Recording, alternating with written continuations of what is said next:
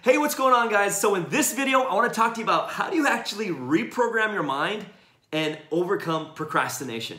You see, there may be something that you really want to do in your life. Maybe it's start that new thing or that new job or get into that new relationship or start that brand new business idea that's been kind of marinating in your mind and you just haven't started on it and you just don't know why you haven't started and you know you're just kind of delaying it. How do you actually reprogram yourself so that way you can actually get rid of procrastination and actually start on the things you want to do?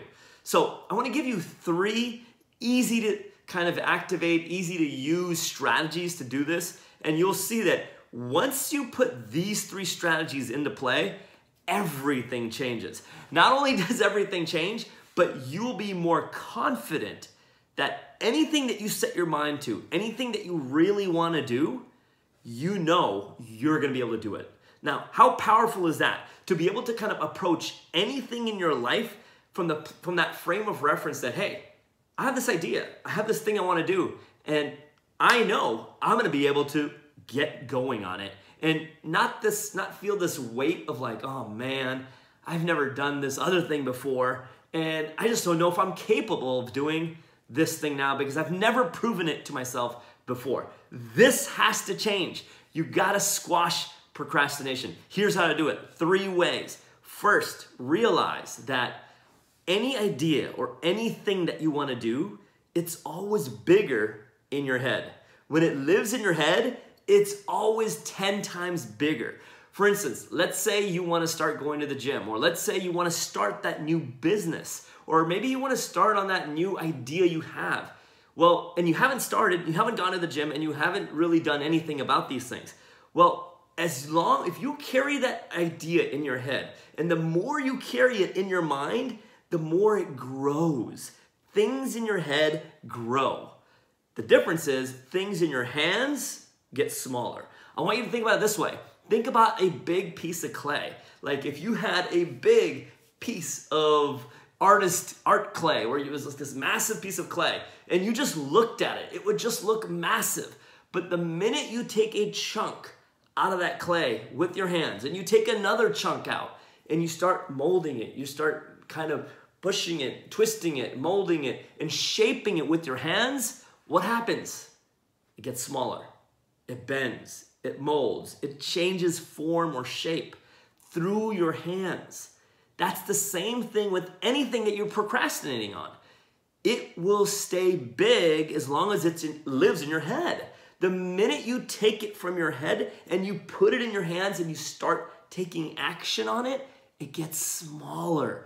No matter how big the problem is or how crazy it may seem to you, it will get smaller once you start working on it. And here's the thing. A lot of times people don't start, and a lot of times they make it big in their head because they're constantly focusing on the outcome. They're focusing on, hey, you know what? I need to get over here. I need to go to this place. And I'm constantly focusing on the outcome. They always say, have your dreams in mind. But here's the part that they don't tell you is that if you over-index on this and you overly focus on your dreams, you forget to do the micro.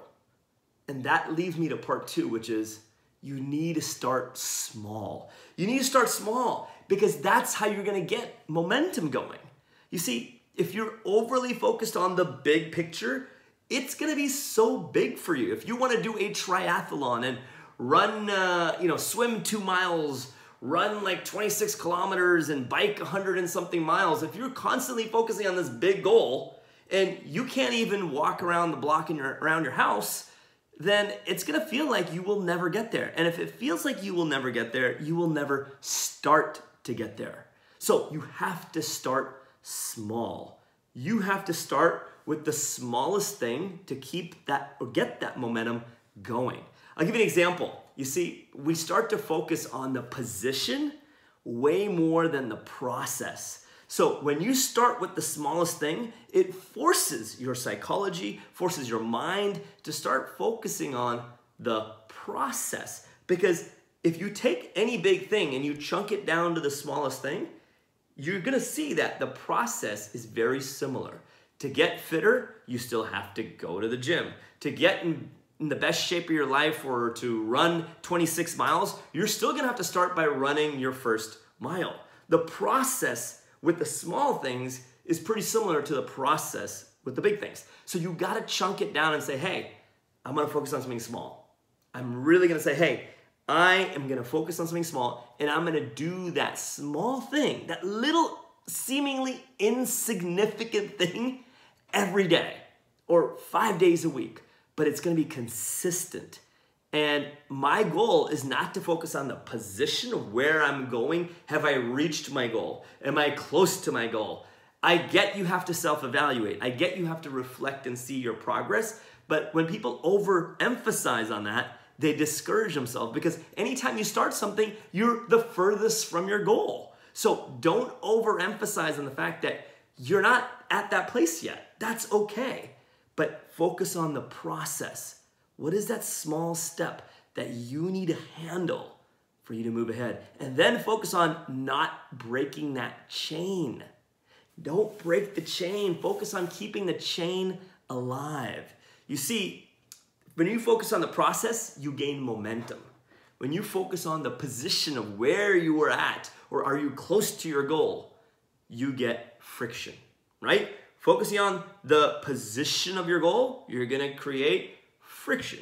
Focusing on the process, the daily small efforts, you're gonna gain momentum. That momentum is something that will help boost you and keep you going for the next time, for the next day, for the following day. And in your mind, you're keeping the chain alive.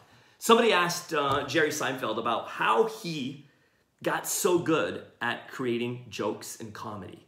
Well, his response was, you know what? I look at my calendar and my goal is to create one joke a day.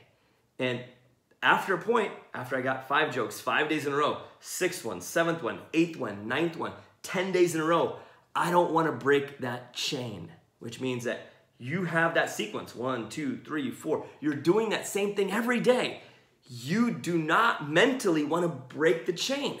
And that's how you keep the momentum going.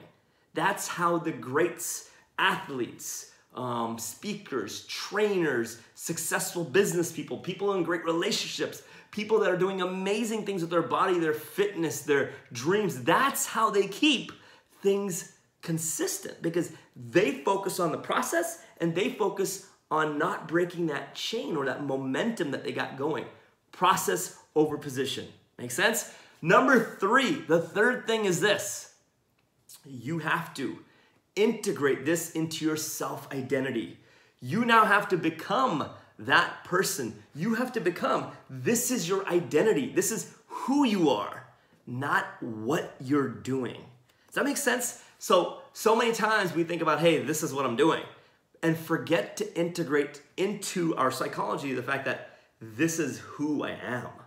So you need to say, hey, as you're going through this is who I am. This is who I am becoming. This is who I am right now. I'm the person who thinks of something and I have the ability to start it small and I'm gonna be consistent with it.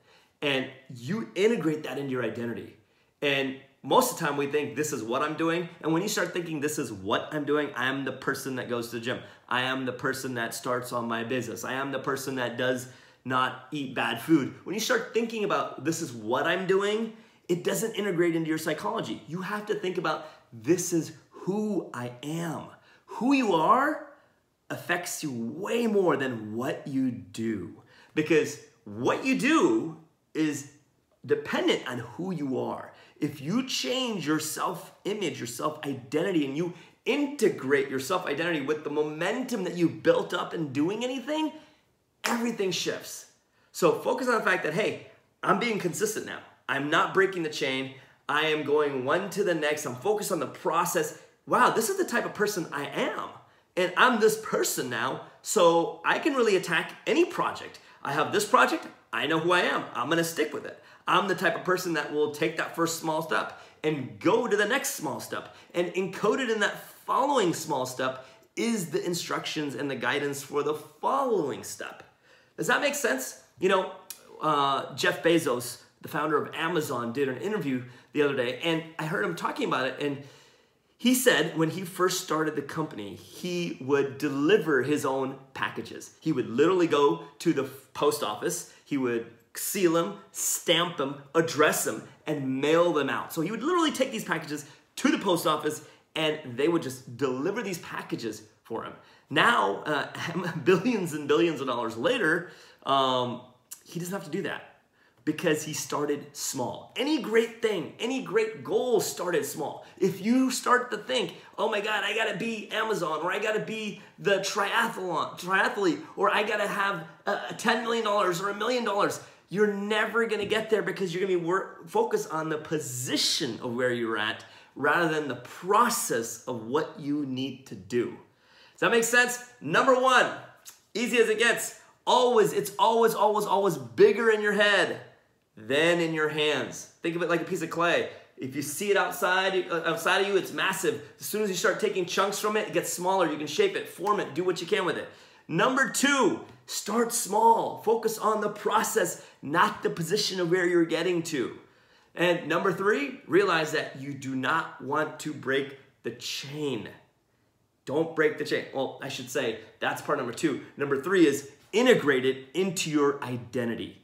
Integrate this into your identity. As soon as you start integrating this into your identity, you become the person that is reprogrammed yourself, and you no longer are dominated by procrastination. You can start on anything, you can think of an idea and act and automatically just boom, let's go. As long as you have a big enough reason why to do it, you can go. But sometimes you can have a big enough reason why to do something and still not do it. It's because of these three elements. So I hope that helped. Leave me a comment below this video. Let me know what you thought. And I love making these for you. I'll make you some more. Have an incredible day and live inspired.